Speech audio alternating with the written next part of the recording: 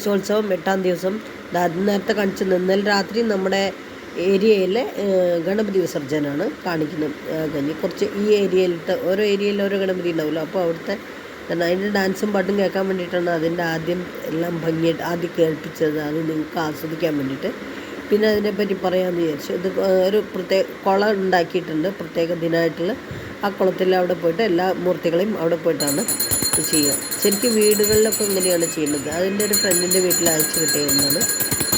അവർ ഇങ്ങനെയാണ് ചെയ്യുന്നത്. ഇത് എക്കോ ഫ്രണ്ട്ലിയാണ്. വെള്ളത്തിൽ അങ്ങനെ മൂർത്തി മണ്ണുകൊണ്ടുള്ളതായതുകൊണ്ട് അലിഞ്ഞ് പോവുകയും ചെയ്യും. അങ്ങനെ വെച്ച് കഴിഞ്ഞിട്ട് ഇങ്ങനെയാണ് വേണ്ടത്. ഇത് കോവിഡ് കാലത്താണ് സ്ട്രിക്റ്റ് ആയത്. അപ്പോൾ അതിന് ശേഷം പലരും ഇത് തുടരുന്നവരുണ്ട്. അപ്പോൾ അങ്ങനെയുള്ളവർ ചെയ്യുമ്പോൾ ബുദ്ധിമുട്ടില്ലല്ലോ. അവർക്ക് ആ വീട്ടിലെ ഏരിയ എല്ലാം റെഡി സജ്ജീകരിച്ചാൽ മതിയല്ലോ. അതാണ്. ഇനിയിപ്പോൾ വീണ്ടും മുളുണ്ടിലെ കാണാം. മുളുണ്ടിലാണ്. അതല്ലാണ്ട് നമ്മൾ വേറെ ഫ്രണ്ട്സ് അയച്ചു തന്നതും ഉണ്ട്, അതും കാണാം. ഇത് ശരിക്ക് കുറച്ച് വെസ്റ്റിൽ കുറച്ച് നീങ്ങിയിട്ടുള്ളതാണ്. അവിടെ ഒരു ഹില്ലിൻ്റെ അവിടെയാണ്. ഭയങ്കര ഭംഗിയുണ്ടത്. ശരിക്ക് നല്ല സ്പേഷ്യസ് ആയിട്ടുള്ളതാണ്. അതാണ് ബിൽഡറിൻ്റെയാണ് ആ ഒരു ഇതാണ്. ഭംഗിയുണ്ട്. നല്ല അലങ്കാരത്തോട് കൂടിയിട്ടുള്ളതാണ്. അവിടെ തന്നെ വലിയൊരു ശിവൻ്റെ അമ്പലമുണ്ട്. ആ അമ്പലം അടച്ചിരിക്കുകയാണ് ഇപ്പോൾ. അതുകൊണ്ടാണ് ആ ശിവൻ്റെ അമ്പലത്തിൻ്റെ അവിടെ ഉള്ളതും അങ്ങനെ. അവിടെ ഷോ ഉണ്ട് ശിവൻ്റെ ഇതൊക്കെ ആയിട്ടുള്ളത്. അതും കാണിച്ചു തരാൻ പറ്റുന്നില്ല, കാരണം ഇപ്പോൾ തുടങ്ങില്ല. ഒക്കെ രാത്രി തുടങ്ങുള്ളൂ. രാത്രിയാണ് ആൾക്കാർ ലൈൻ നിന്ന് കാണുക. അത് കാരണമാണ് അപ്പോൾ ആ സമയത്ത് തിരക്ക്.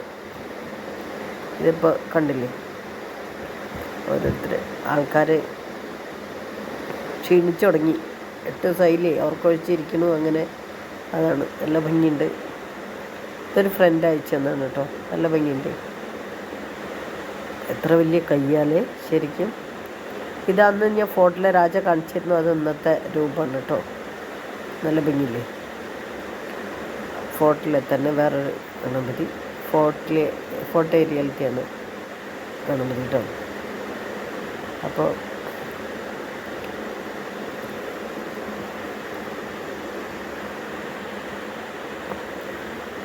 ഗണപതി ഗണേശോത്സവം 8-ാം ദിവസമായി.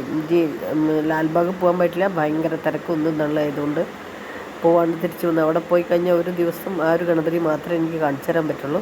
എങ്കിലും ഞാൻ ശ്രമിക്കും ലാസ്റ്റ് വരെ എന്നുള്ളതാണ് ഞാൻ പറയുന്നത്. കാണാം എന്ന് പ്രതീക്ഷിക്കുക. അത് കഴിഞ്ഞ് ഗണപതി ഈ നാളെ വേറെ ഗണപതികളെ പുതിയ ഗണപതികളായിട്ട് വീണ്ടും കാണാം.